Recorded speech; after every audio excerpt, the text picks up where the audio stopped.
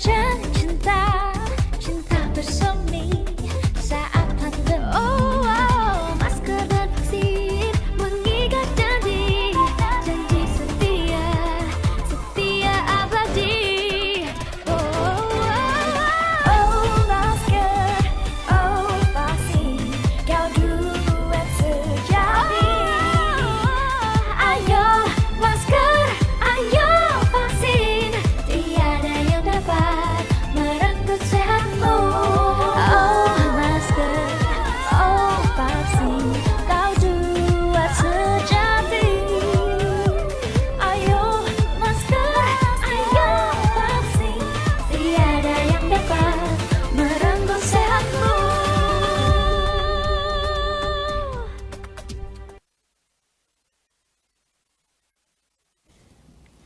Assalamualaikum warahmatullahi wabarakatuh. Selamat sore, salam sejahtera untuk kita semuanya.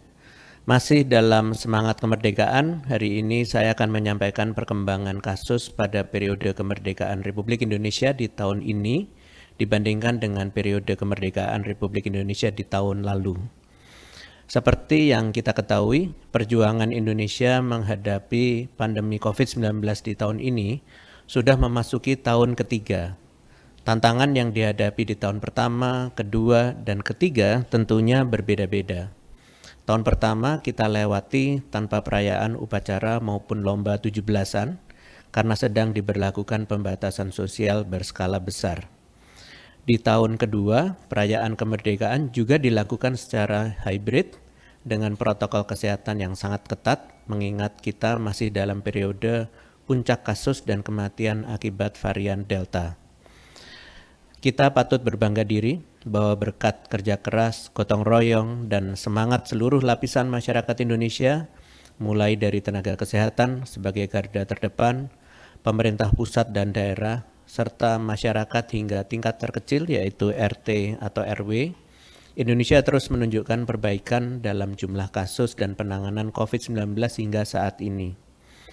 Hal ini terbukti dengan jika dibandingkan pada 17 Agustus 2021 dengan 17 Agustus 2022, maka kasus positif harian menurun 53% dibandingkan tahun lalu, di mana tahun ini sebesar 5.000 kasus harian, sedangkan di tahun lalu sebesar 11.000 kasus harian. Kasus kematian menurun drastis sebesar 91% dibandingkan tahun lalu, di mana tahun ini sebesar 19 kematian harian, sedangkan di tahun lalu sebesar 220 kematian harian. Persentase kasus aktif per kemarin sebesar 0,84%, dengan jumlah kasus aktif sebesar 53.000. Sedangkan di tahun lalu persentasenya sebesar 9,21%, dengan jumlah kasus aktif lebih dari 358.000. Persentase kesembuhan per kemarin menyentuh angka 96,66%, meningkat dibandingkan pada tahun lalu yang sebesar 87,71%, dan terakhir, angka keterisian tempat tidur di tingkat nasional menurun drastis pada tahun ini, yaitu hanya sebesar 6,44% dibandingkan dengan tahun lalu yang hampir mencapai 40%. Selain itu, upaya seluruh lapisan masyarakat dan pemerintah dalam perlindungan masyarakat dengan membentuk kekebalan komunitas melalui program vaksinasi juga mengalami perkembangan yang patut kita banggakan. Di tahun lalu, cakupan dosis 1 hanya sebesar 26,4% dan dosis kedua sebesar 14%. Sedangkan di tahun ini, dosis 1 telah meningkat menjadi 86,52% dan dosis kedua sebesar 72,68%. Di tahun ini juga kita telah melaksanakan program vaksin booster dengan cakupan saat ini sebesar 25,1%. Dilihat dari indikator-indikator kasus di atas, dapat dikatakan bahwa di tahun ini terdapat perkembangan signifikan ke arah yang lebih baik dalam penanganan dan perkembangan kasus COVID-19 di Indonesia. Terlihat juga dari kegiatan upacara kemerdekaan dan perayaan lomba-lomba 17-an yang kembali banyak dimeriahkan oleh warga masyarakat menandakan bahwa kita telah berhasil bangkit dari pandemi ini. Sejalan dengan tagline kemerdekaan tahun ini, pulih lebih cepat, bangkit lebih kuat. Di tahun ini kita berhasil membuktikan bahwa Indonesia telah pulih lebih cepat dibandingkan kondisi pandemi di tahun lalu. Terlihat dari adanya perbaikan dari indikator-indikator yang telah saya sebutkan tadi. Hal ini juga diiringi dengan bangkit lebih kuat pada kapasitas penanganan COVID-19 dari mulai kapasitas fasilitas kesehatan, tenaga kesehatan, dan strategi penanganan dengan kebijakan berlapis dan pelibatan seluruh lapisan masyarakat dan pemerintah. Tentunya kondisi ini harus kita jaga, bahkan kita tingkatkan terus semangat kita agar kedepannya kasus COVID-19 di Indonesia tetap aman dan terkendali. Tidak lelah saya ingatkan bahwa dalam berkegiatan masyarakat, tetap gunakan masker dengan benar. Selain itu, terus tingkatkan cakupan vaksinasi dosis ketiga dengan mengingatkan kepada kerabat yang belum vaksin. Selain melihat perbandingan kondisi kasus pada Hari Kemerdekaan Indonesia dari tahun ke tahun, saya juga hendak kembali mengajak masyarakat mengilas balik kebijakan yang berlaku pada tiap fasenya.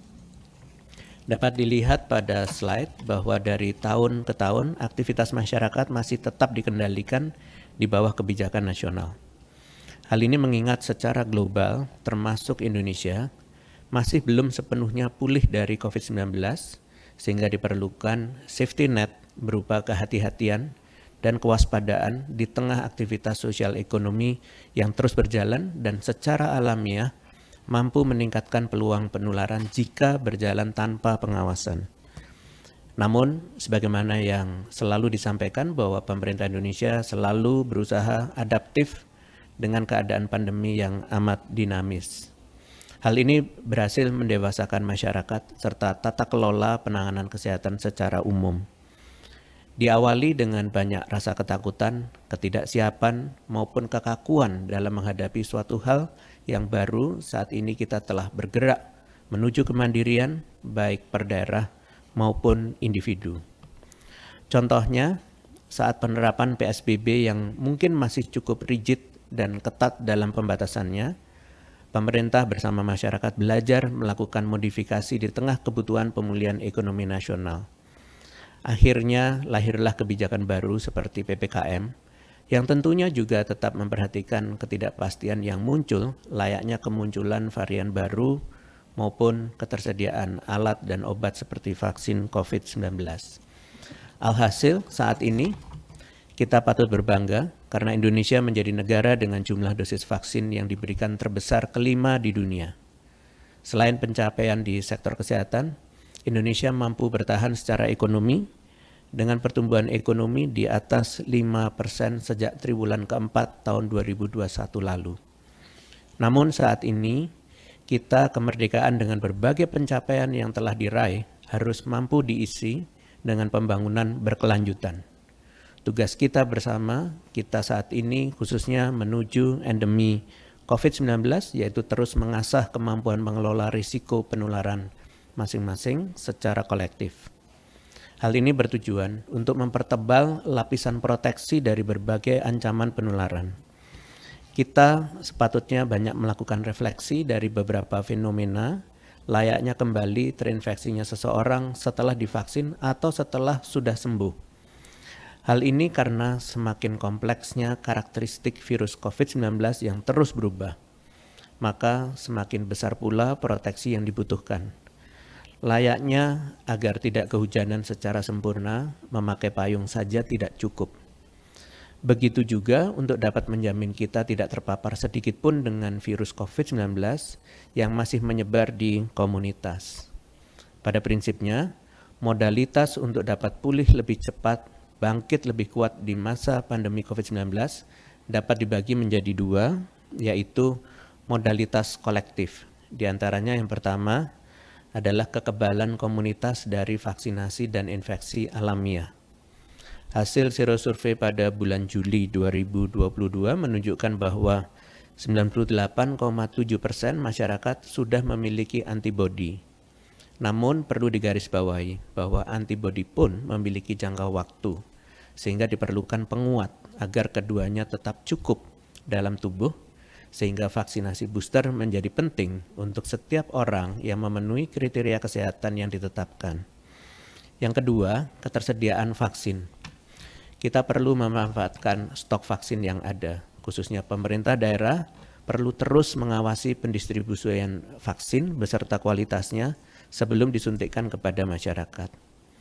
Pun sebagai masyarakat ke depannya harus proaktif pergi ke sentra vaksinasi untuk di booster sesuai jadwal yang telah ditetapkan sejak penyuntikan vaksin terakhir, karena target kita adalah pemenuhan dosis vaksin terlengkap. Yang ketiga adalah ketersediaan pengobatan. Manfaatkan pelayanan yang ada untuk memeriksakan diri seperti testing saat merasa bergejala atau kontak erat maupun pelayanan perawatan serta pengobatan saat sakit dan pasca sembuh untuk mencegah efek samping COVID-19 atau long COVID. Yang keempat adalah kebijakan sektoral yang lebih spesifik. Seluruh unsur di masyarakat wajib mendukung pembentukan dan implementasi kebijakan COVID-19 terkait mobilitas, protokol kesehatan, maupun vaksinasi. Pemerintah sampai tingkat daerah wajib membuat kebijakan yang satu narasi dengan apa yang ditetapkan secara nasional. Akademisi dapat mendukung pembentukan kebijakan yang berbasis sains atau ilmu pengetahuan. Media terus membantu menjelaskan isi kebijakan secara berimbang kepada publik, dan swasta mampu mendukung berbagai upaya pengendalian dan implementasi kebijakan di sektornya masing-masing. Serta masyarakat terus disiplin dengan kebijakan yang berlaku. Modalitas individu diantaranya adalah yang pertama adalah budaya perilaku hidup bersih dan sehat dalam berbagai aktivitas.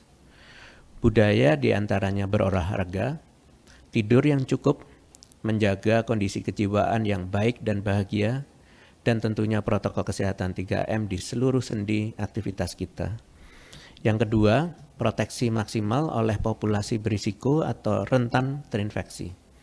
Misalnya orang yang tidak bisa divaksin karena alasan kesehatan, penderita komorbid, atau orang yang sudah divaksin namun tidak lengkap, termasuk bagi mereka yang belum divaksin dan telah melampaui jadwal penyuntikan dosis lanjutan.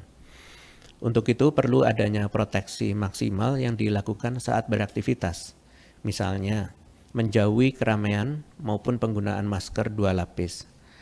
Terakhir, sebagaimana yang disampaikan oleh Presiden, bahwa kita perlu menjadikan pembelajaran COVID-19 untuk menghadapi berbagai tantangan di masa depan.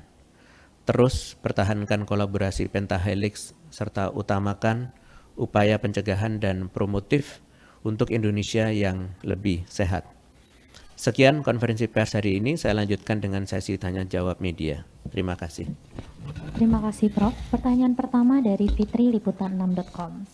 Seiring dengan tidak lagi dialokasikan anggaran khusus COVID-19 dan PEN tahun depan, ada rencana pertimbangan vaksin COVID berbayar pada tahun 2023 untuk kelompok non-PBI BPJS Kesehatan.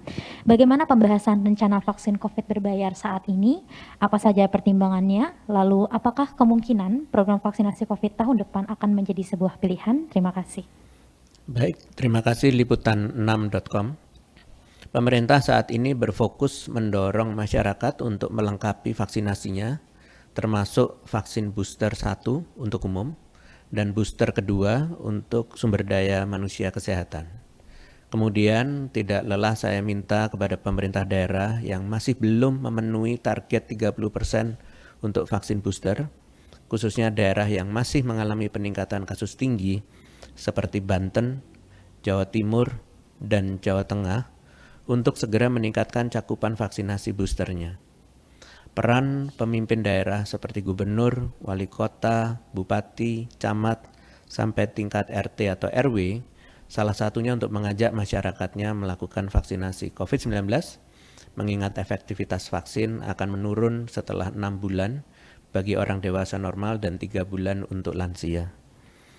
Pada prinsipnya, pemerintah senantiasa terus melakukan sosialisasi serta perlindungan kepada masyarakat demi mempertahankan herd immunity yang tinggi. Terima kasih. Terima kasih, Prof. Pertanyaan selanjutnya dari media yang sama. Kementerian Kesehatan menambah jumlah target sasaran vaksinasi COVID-19 dari 208,2 juta menjadi 234,6 juta. Penambahan jumlah sasaran ini akankah mengubah target capaian vaksinasi COVID yaitu 70% dari populasi? Kemudian dengan penambahan target sasaran ini, apakah pemerintah optimis dapat mengejar capaian vaksinasi COVID lebih tinggi lagi, mengingat masih banyak masyarakat yang belum menerima vaksin dosis 2, bahkan vaksin dosis 3 pun masih belum naik secara tajam. Terima kasih. Baik, terima kasih. Terkait dengan penyesuaian jumlah target vaksinasi, akan diinformasikan segera oleh Kementerian Kesehatan yang tentunya telah melalui perhitungan epidemiologis terlebih dahulu. Seyogyanya, upaya ini semata-mata untuk memberikan perlindungan optimal di tengah dinamika pandemi COVID-19, sehingga baik vaksin dosis 1, 2, 3, bahkan 4 akan terus ditingkatkan cakupannya. Terima kasih. Terima kasih, Prof. Pertanyaan ketiga dari teomedcom.id. Pemerintah Thailand mengumumkan akan menganggap COVID-19 seperti flu biasa mulai Oktober 2022 nanti. Bagaimana dengan Indonesia? Apakah akan segera masuk ke fase endemi juga? Terima kasih. Terima kasih, medcom.id. Indonesia selalu memantau dan memonitor keadaan COVID-19 di tingkat nasional dan internasional, khususnya negara-negara tetangga di Indonesia. Prinsip kehati-hatian dan selalu berbasis data akan dilakukan pemerintah dalam membuat kebijakan penting terkait COVID-19. Dimohon selalu memantau perkembangan COVID-19 dan update dari pemerintah. Terima kasih. Terima kasih, Prof. Pertanyaan terakhir dari media yang sama. Bagaimana pemantauan Satgas terhadap acara 17-an yang ada di masyarakat? Apakah cukup tertib protokol kesehatan? Mengingat pemerintah telah mengizinkan perayaan dan lomba 17 Agustus boleh dilakukan secara langsung. Terima kasih. Terima kasih. Kegiatan acara atau perlombaan 17-an terpantau lancar dan masyarakat masih menerapkan protokol kesehatan meskipun ada beberapa yang terpantau tidak menggunakan masker. Terakhir, mengakhiri konferensi pers pada sore hari ini dalam rangka kemerdekaan Indonesia ke-77, saya hendak mengajak masyarakat untuk menyongsong perubahan ke depan yang lebih baik dengan menggerakkan seluruh sektor sosial dan ekonomi di masa pemulihan akibat COVID-19 dengan tetap mengedepankan prinsip kehati-hatian dan kewaspadaan.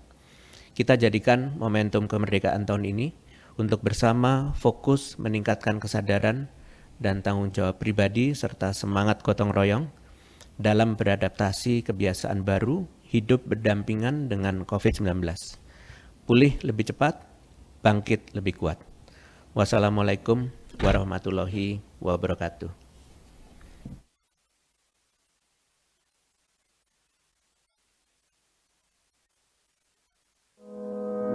Pandemi hanya akan pergi bila kita saling peduli.